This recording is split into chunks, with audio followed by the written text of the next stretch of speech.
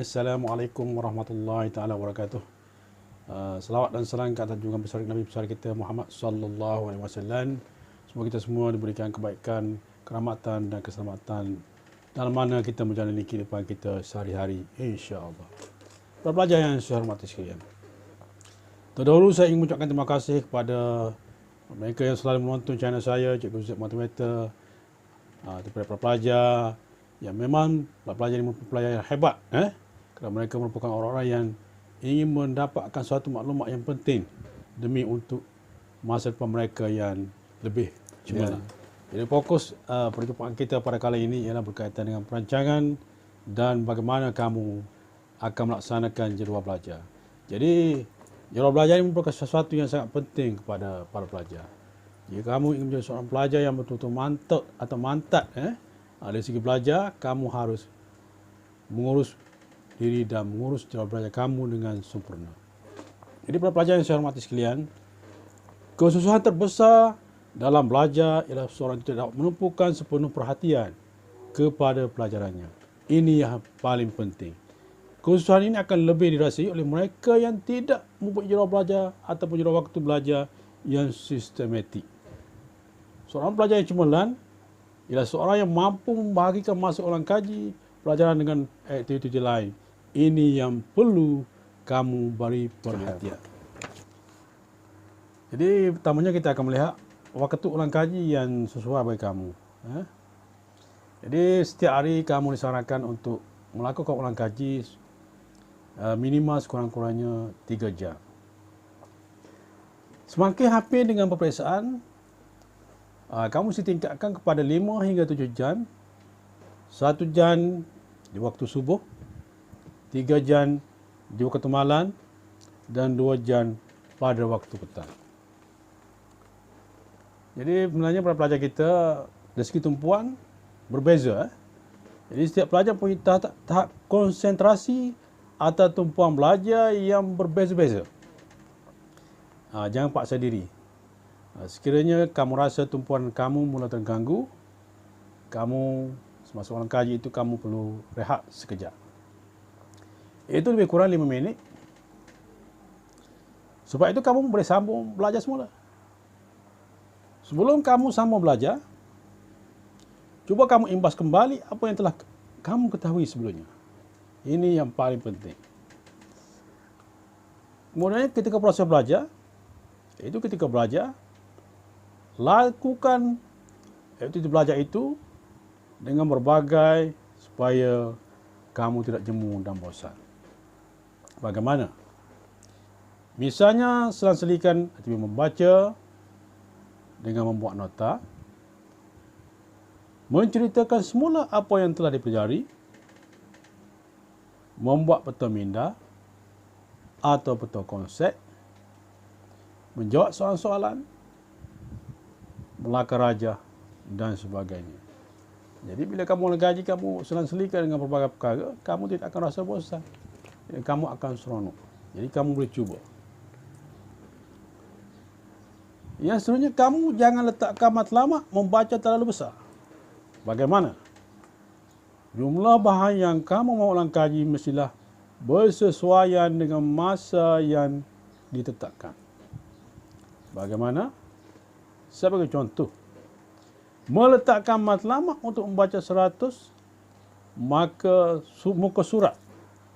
Kamu meletakkan matlamat untuk membaca 100 muka surat dalam masa 1 jam.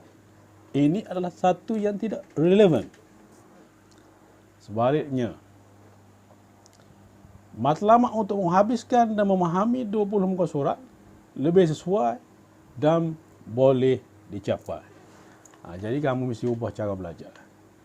Ataupun cara kamu membaca, cara kamu mengkaji. Ini yang terbaik buat kamu. Seterusnya para pelajar, sediakan jadual belajar atau perancangan mingguan tentang perkara-perkara yang mahu diulang kaji.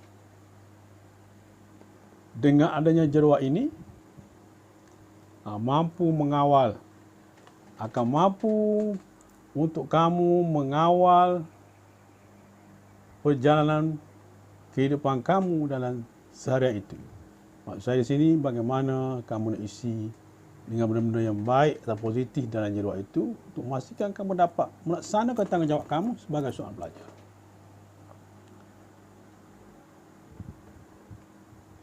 Baik, kemudiannya kamu mesti menyelarakan senarai tugas harian. Okey. To-do list pada malam sebelumnya. Bagaimana? Maknanya anda tahu apa yang mahu disiapkan esok hari. Jadi di sini kamu utamakan yang penting berbanding perkara lain. Apa yang penting itu? Contohnya jika kamu belajar di sekolah nanti, guru kamu memberi kamu kerja rumah. Kerja rumah ini merupakan satu yang penting dan perlu diberi keutamaan. Kadang-kadang pelajar ini dia tidak kisah. Malam baru dia buat. Kadang-kadang tak sempat siap. Maka bila hadir ke sekolah, makulah proses meniru dengan kawan-kawan. Jadi ini akan merugikan kamu. Jadi cuba ambil perhatian. Mana sini, anda mesti tahu dalam tindakan kamu setiap hari itu apa yang kamu nak lakukan yang terbaik untuk kamu. Baik. Jadi semasa proses ulang kaji itu, tumpukan semua perhatian sekurang-kurangnya 50% daripada masa anda mengulang kaji. Jadi pastikan tumpuan kamu 50% sekurang-kurangnya daripada masa anda mengulang kaji.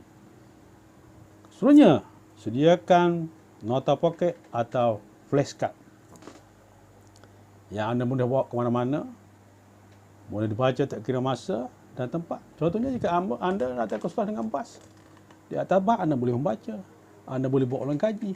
Ini memberi keuntungan kepada anda. Jadi perkara-perkara ini anda mesti manfaatkan sepenuhnya. Jadi penyusunan jadual belajar berkesan perlu mempunyai ciri-ciri sebagaimana berikut. Ini kamu perlu fokus dan perlu ambil perhatian apa yang saya katakan. Pertama, tentukan objektif dan tujuan kenapa kita menyediakan jadual belajar. Apa objektif dan tujuan kamu?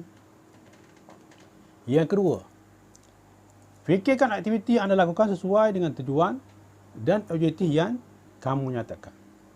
Yang ketiga, pertimbangkan dengan relevan tentang aktiviti yang perlu dilakukan oleh kamu sebagai seorang pelajar.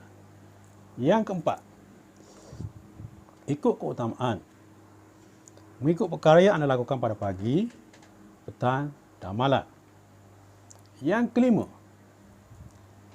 kamu mesti pertimbangkan jumlah masa yang diperuntukkan supaya bersesuaian dengan pelajar. Yang keenam, utamakan subjek yang susah dan payah dahulu. Ini perlu diberi perhatian. Yang ketujuh, senarakan jenis mata pelajaran yang perlu diulang kaji. Kamu kena senarakan subjek yang kamu akan ulang kaji dengan sebaiknya agar tidak ketinggalan dan mengelirukan kamu nanti. Yang ke-8, peruntukkan jumlah masa bagi membuat tugasan seperti kerja sekolah, kerja rumah, membuat nota dan sebagainya. Dan yang terakhir sekali, yang ke-10, kamu juga jangan lupa masa rehat kamu. Kali kamu mesti masukkan juga masa rehat kamu. Bagi tujuan menyediakan jadual, senarakan aktiviti yang perlu dimasukkan dalam jadual secara mingguan. Jadi yang paling pentingnya mestilah aktiviti itu sesuai dengan aktiviti pembelajaran anda pada minggu tersebut. Aktiviti ini termasuklah apa dia? Pertamanya, senarakan subjek yang anda akan pelajari dalam kaji untuk menghadapi peperiksaan. Yang kedua, aktiviti co-curriculum yang anda akan sertai dan jalani dalam masa 1 minggu itu. Yang ketiga, aktiviti persendirian anda seperti beribadat, berehat, menolong keluarga dan sebagainya. Perkara-perkara yang perlu diambil kira ketika menyediakan jadual mingguan dan harian ialah aktiviti yang dirancang untuk dilakukan sebelah petang mestilah mempunyai kaitan dengan aktiviti sebelah pagi untuk hari esok, iaitu menyelesaikan kerja rumah, menyemak nota yang baru diterima daripada pembelajaran hari ini, dan sebagainya. Kemudiannya, aktiviti sunnah malam. Mestilah bersesuaian dengan aktiviti untuk hari esok.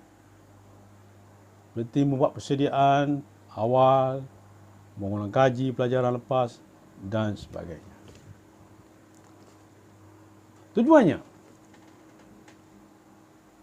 Tujuannya pertama, dapat membuat persediaan sebelum dipelajari esok. Ini yang paling terbaik untuk kamu. Yang kedua, memahami cara kerja amali dilakukan. Kalau esok kita ada kerja amali, kita dah prepare malam ni, insya-Allah lagi senang. Yang ketiga, memahami pengajaran pada hari itu. Kerana kita dah prepare semalam, insya-Allah bila kita hadir ke sekolah, lagi mudah, lagi senang kita nak memahami apa yang diajar oleh guru. Menyelesaikan kerja rumah dan sebagainya. Masa untuk melengkapi pelajaran yang telah dipelajari. Jadi kamu mesti gunakan juga pada hari Jumaat dan hari Sabtu. Jadi peruntukan hari Jumaat Sabtu ini mesti ada untuk masa kamu ulang kaji. Dan juga masa kamu rehat atau kamu riadah. Dan kamu kena ingat, walaupun kamu seorang pelajar, kamu belajar, dan kamu konsisten dengan belajar, insya-Allah